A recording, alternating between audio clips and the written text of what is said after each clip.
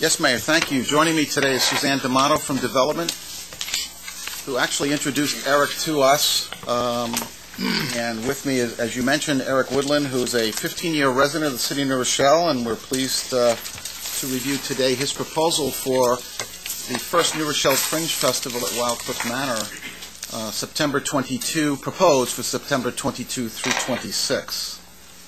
Eric? Hey, thanks for inviting me down. I appreciate it, and hopefully this is softer than Howard Ratner's delivery. Pretty much, Suzanne and I walked over to Wildcliff Manor, and then I conceived this phrase here. So if you can soften it up and close your eyes, and let's see if we can vision something.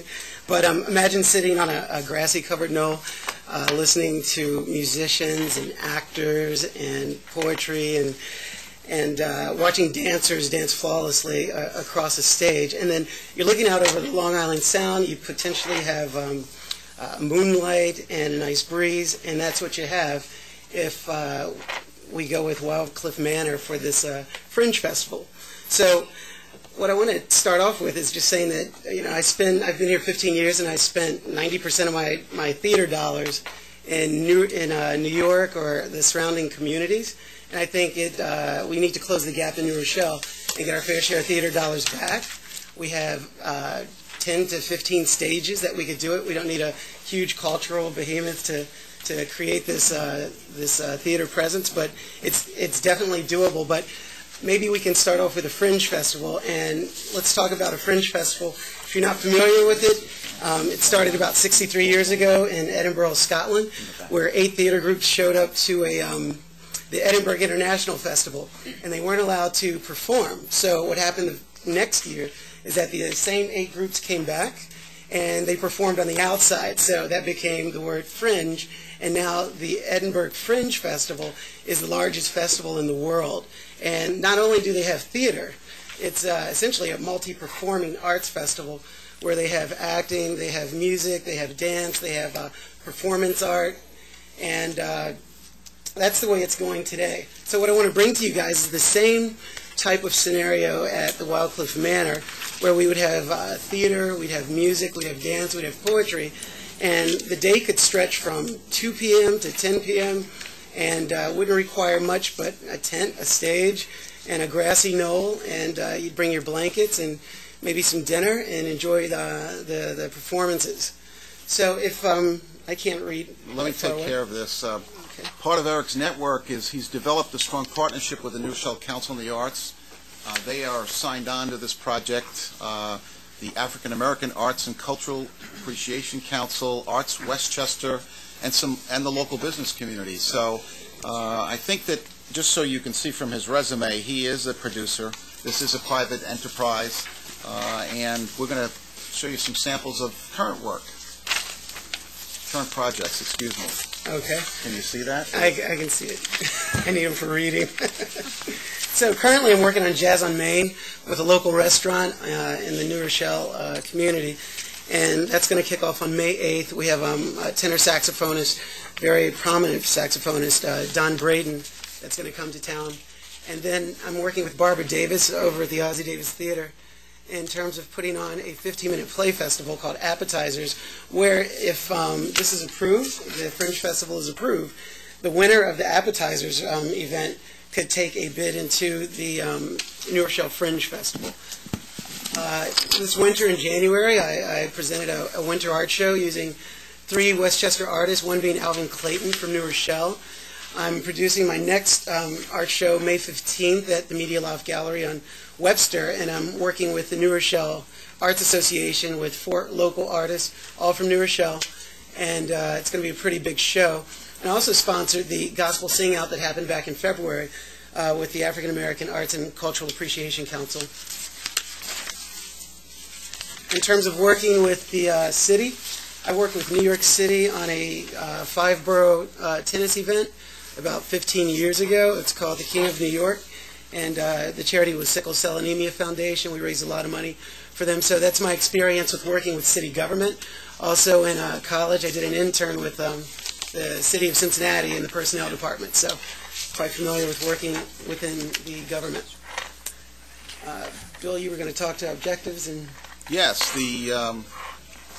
The objectives and use of Wildcliff is a multi-day, open-air, juried arts festival. Do you want to comment about what juried means for the benefit of those of us who are not Of course. hip on that word? Okay. In the tradition of the Fringe Festival, and there are Fringe Festivals across the country, Canada having one of the largest, New York City having one of the largest, but what happens is when, let's say, Bill wants to bring in his show, it's unsolicited in some arts festivals, and in some it's juried. So I would review Bill's work, and I'm working with the Arts Council to have some of those guys review the work that comes in, and then to censor it and make sure we get the right items on stage for the inaugural event. So that's what we mean by jury. So we won't have our local hair production here, unfortunately, for those of you who will pay attention to that kind of thing. The festival is different from others, and it basically offers entertainment in the theater, music, dance, and poetry section coverage. And as we said, the process is fairly professional. Arts versus commerce. This is a pay-per event, pay-per-person event, charging nominally. I think we were talking about $10 for a day. $10 a ticket, $8 to $10 a ticket. Right. It's actually much less, 20% less than I think even off-Broadway play ticket. I think today's Broadway tickets are extraordinarily expensive, and offers discounts for multi-show performances. The fees, of course, will help out the production and management, and the city fees for this. Comparable operations. Right now, we're competing towns offering contemporary stage productions are White Plains Theater, the Playgroup Theater, who some of you know from a previous proposal we received from them, Arts Westchester, Tarrytown Theater, Mamaroneck's Emlyn Theater, and New York City. New York City.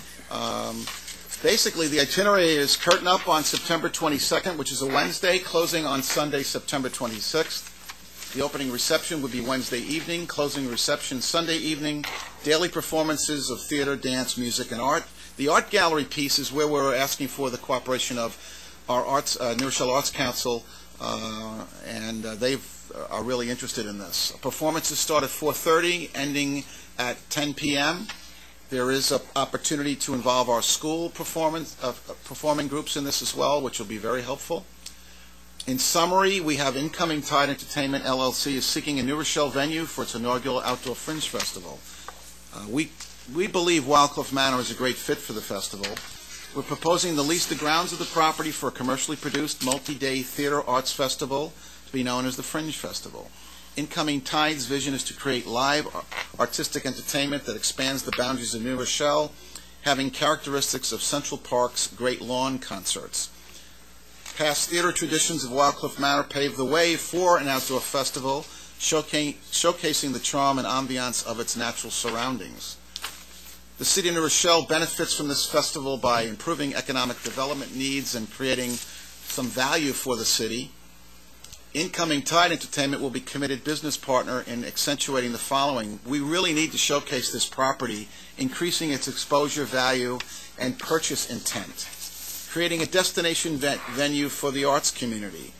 Attracting diverse audiences, estimated at roughly 500 plus, aimed to attract residents and visitors from the regional cities. Financially impacting local businesses that partner with the event. Enhancing marketing campaigns featuring festival branding for the city venue. Increase and expedite the growth rate of New Rochelle's budding arts scene. Return performing arts dollars to New Rochelle's existing and future businesses. Closing gaps in theater performances in comparison to surrounding towns and villages, and providing positive imagery for Echo Bay and surrounding community, injecting, obviously, future excitement. That concludes our presentation. We wanted to have some, obviously, add to the questions here, allow you to question us on this. First of all, thank you both very much for the presentation.